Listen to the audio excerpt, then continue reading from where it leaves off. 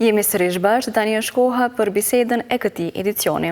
Sot të flasim për një ngjarje kinematografike që është java e filmit Në Suharek, e cila zëvend nga 13 deri më 16 nëntor. E për të gjitha detajet i shpalosim së bashku me organizatorën Rozi Kryezio. Përshëndetje Rozi, mirë se erdhën Ekspres. Faleminderit shumë për kohën dhe hapësirën që na jepni gjithmonë për këto aktivitete kulturore që i kemi. Gjithmonë knatësi.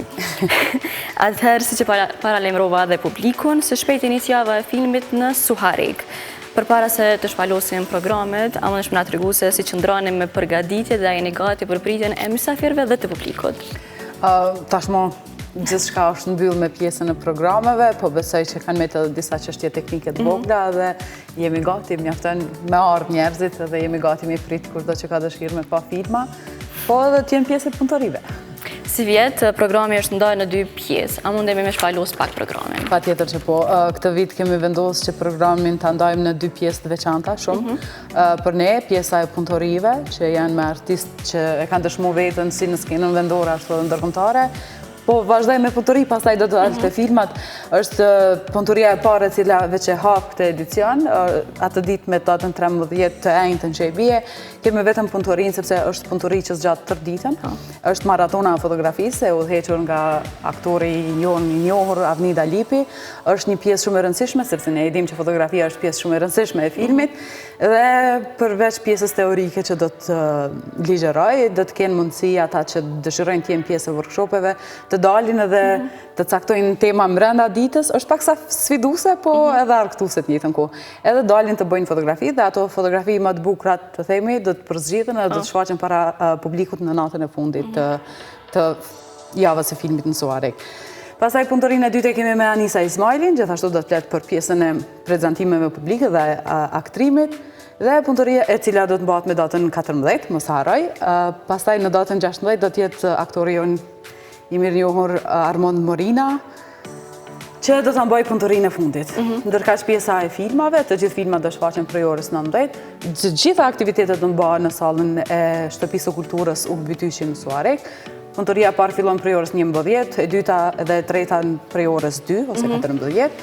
Ndërkaq filmat prej orës 19 dhe çdo natë kemi filma të ndryshëm, filma që kanë rrugtuar dhe disa prej tyre vazhdojnë rrugtimin e tyre artistik në festivale qoftë vendore, qoftë ndërkombëtare.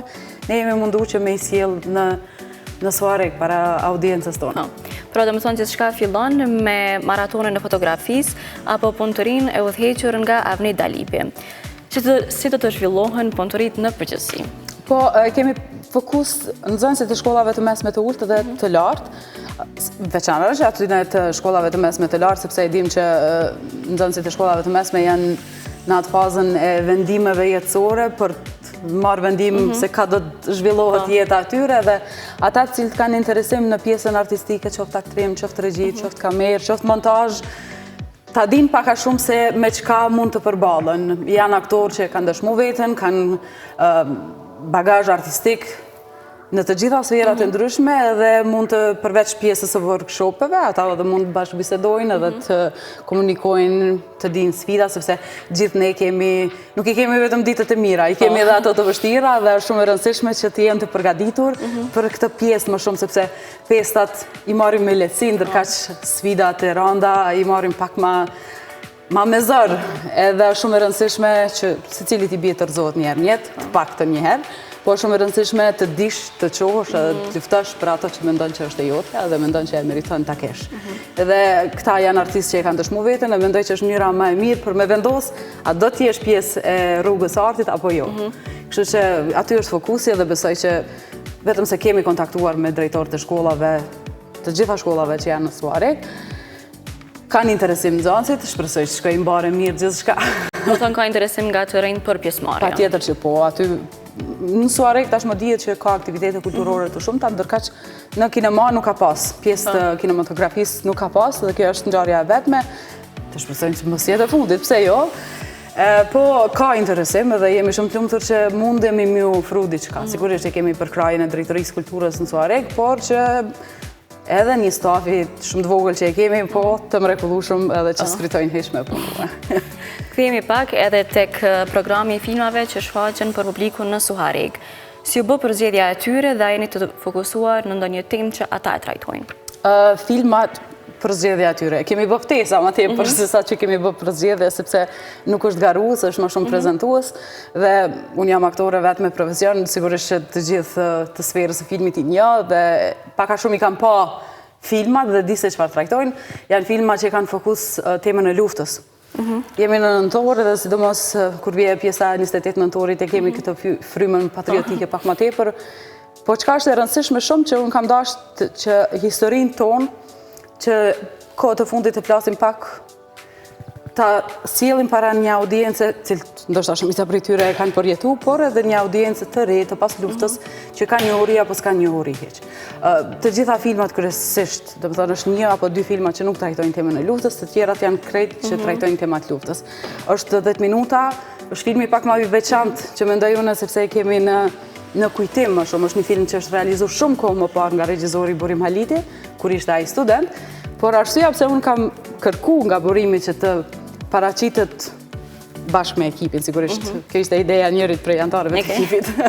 Jo e imja, por që më ka pëlqyer. Edhe janë gjatë gjithë rrëfimit të filmit janë dy aktorë që ne i kemi pas dal, edhe jemi mundu të paktën që ta ndjekim suksesin e tyre, rrugën e tyre artistike, tashmë të ndjerit të dytë, profesori Enver Petrovci dhe i madhi Faruk Begolli të ndjerit. Dhe në kujtim të tyre kemi dashur që gjithë festivali të filloj me atë film, pavarësisht që është realizuar shumë kohë më parë. Pastaj është dokumentari tjetër Shkolla dhe mbijetesa. Është një dokumentar që ka udhëtu mbi 40 festivale, ka sjell 16 çmime të ndryshme si regjia më e mirë, skenariu më i mirë, shumë çmime të cilat ndoshta mundem edhe më i harru. Është e regjisorit Ilir Kabashit. Ata që e kanë përjetuar luftën e dinë për çka po flasim, për atë shkollën e najlonit në malet e Berishës, ndërka që ata që se dinë bine shohin. Je mirë se ardhur ta shohësh, është një dokumentar i jashtëzakonshëm.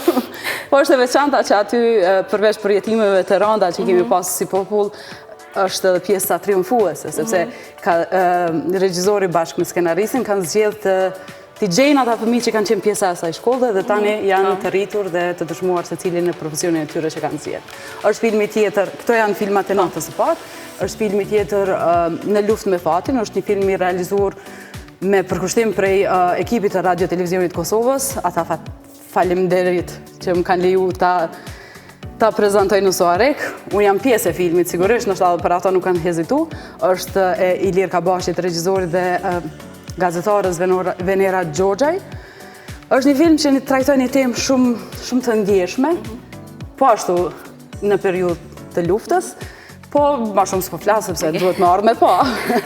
Ndërka që në natën e dytë, është interesante kur flasë për temat e luftës, më vjerë shumë mirë kur kem pjesë të javës e filmit, regjizor të cilët kanë lindë natën 98, ose pas luftës dhe kanë trajtuar temat e luftës. Për mua është shumë e veçantë, sepse shohim përkushtimin e tyre, interesimin e tyre dhe pse jo një këndvështrim të tyre se si ata e shohin përmes rrëfimeve të ndryshme, sepse nuk e ke përjetuar.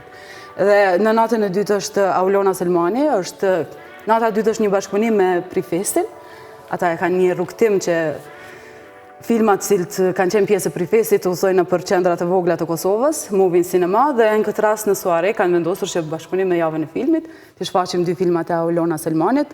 Aulona është një regjizore e re, por është e dëshmuar, ka lindur në Zvicër, ka përfunduar studimet, është rritur në Kosovë dhe ka përfunduar studimet atje. Po ashtu njëri për filmave të saj trajton temën e luftës së pas luftës. Po që është kryesisht prap temë e luftës. Ndërka që në natën e fundit janë 3 filma, është Klithma e Korab Lecaj. Filmi Klithma, ata që e kanë pa e din që trajton një temë jo të folur shumë në shoqërinë tonë. Temë shumë e ndjeshme që vetëm vitin e fundit kanë filluar të flitet pak më tepër për dhunimet në kohë nga ana e meshkujve. Dhe ndërkaq që kemi edhe 2 filma tjerë të Mirak Zymberaj dhe Jon Saqipi, është varri i sofrës është i Mirak Zymberaj, ndërkaq kur storia vjen nga ajri i Jon Saqipit. Dhe këta 2 janë regjizor shumë të rinj edhe kanë vendosur që trajtojnë temat e konflikteve. Kështu që është një program beagin gjeshur, i mirë. Besoj që audienca ka me pas mundësi të shoh laramani të stileve, të regjive dhe të temave.